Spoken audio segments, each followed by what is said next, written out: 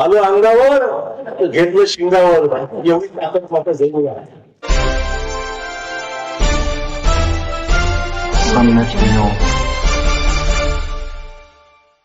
Phoenix multispeciality hospital and critical care centre, Shivajinagar, Nanded. Jai Bhim.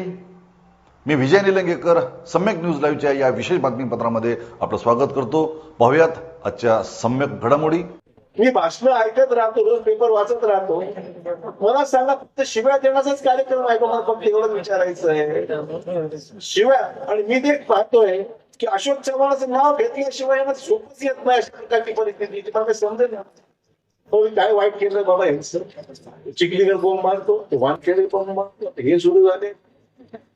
कशामुळे बाबा? मी काय तुमचं वाईट केलंय का? पण त्यांना मी माझं नाव घेतल्याशिवाय झोप येत नाही. माझं त्यांना वाटतं समज आहे, त्यांचा समज आहे की सर्व विरोधक एकत्र आणले त्याप्रमाणे यांचा आम्ही सफाया करू. अशा प्रकारची स्वप्न हे सहकारी आमचे विरोधक करत आहेत. युतीमध्ये आहे, पण जिल्ह्यात एवढी वाईट पद्धतीचा प्रचार खालच्या पद्धतीने सांगतो. मला सांगा, अशोक चव्हाणाला विरोध केला, तुमची मतदान देणार आहे का? तुम्ही त्यांना घेणार आहात का? मला शिवाय दिल्या मग तुमची मतदान मिळणार आहेत का? मत द्यायची असतील तर कर्तृत्वावर द्या, कामावर द्या. काम जे केलं त्याला चालू सोडून द्या. खोटं बोलायचं कारण काय? मला सांगा, तुमच्याकडे शिवसेनेची युती व्हावी म्हणून आमदार बाबूरावच्या प्रस्तावावर चांगली गोष्ट आले, ते माझ्याकडे चर्चा केली. मी म्हटलं बाबा ठीक आहे, हातगावचा नगर आमचा करा, हिमायतनगरचा आमचा करा. काही नगरसेवक इकडे आम्हाला द्या, काही नगरसेवक तुम्ही तिकडे घ्या. ठीक आहे सांगतो म्हणले. 5-6 दिवस आलेच नाही. शेवटची तारीख पण सर आदल्या दिवशी आले नाही. म्हणलं फॉर्म भरून टाका, काय करणार? शेवट आम्ही घेतले आहात.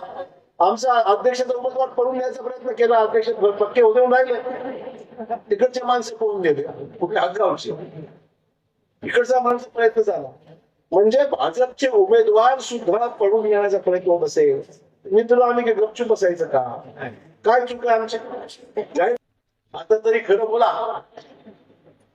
अशोक चव्हाण टीका करा ना, ते मला टीकेची सवय लागेल.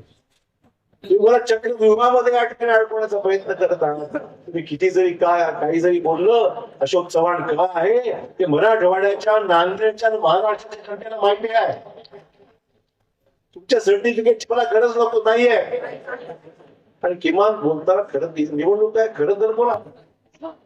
छूट आरोप करायचे, खोटं नाटक काहीतरी बोलायचं, ही काय पद्धत झाली का? तरी बोला. आणि आमच्या भाजपच्या सभा अस्तांगणामध्ये एवढ्या घ्याव्या लागतात. आज संकेत आहे लोकांचा की वारं कुठल्या दिशेने वाहत आहे, वारं कुठल्या दिशेने वाहत आहे. आणि तो फक्त आरोप प्रत्यारोप, मी या ठिकाणी कोणावरही आरोप प्रत्यारोप मी केलेला नाही.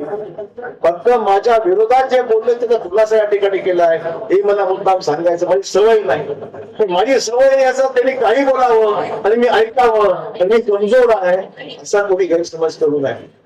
आलो अंगावर घेतलं शिंगावर, एवढी ताकद मात्र जरूर आहे.